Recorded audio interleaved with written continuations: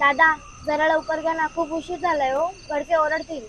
ताई, रस्ता रिकामा आहे म्हणून काय झालं? वेगापेक्षा सुरक्षितता महत्वाची. तुम्ही काळजी करू नका, आपण 5 मिनिटात पोहोचू.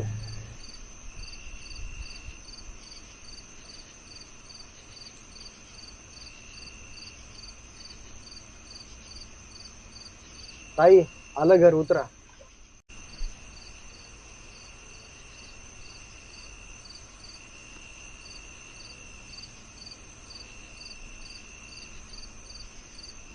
अरे यार, त्या ताईची पर्स राहिली वाटतं.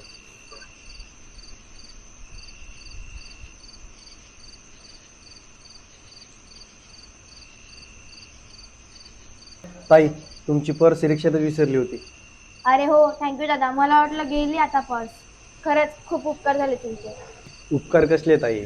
दुसऱ्याच्या कष्टाच्या वस्तूवर डोळा ठेवायची आमची नियत नाही. फक्त एक विनंती आहे. बोला ना दादा. रात्रीच्या वेळी रिक्षात बसताना मोबाईलमध्ये डोकं घालण्यापेक्षा आजूबाजूला आणि रिक्षाच्या नंबरकडे लक्ष देत जा. सुरक्षितता स्वतःच्या हातात पण असते. म्हटलं दादा, आजपासून लक्षात ठेवेल.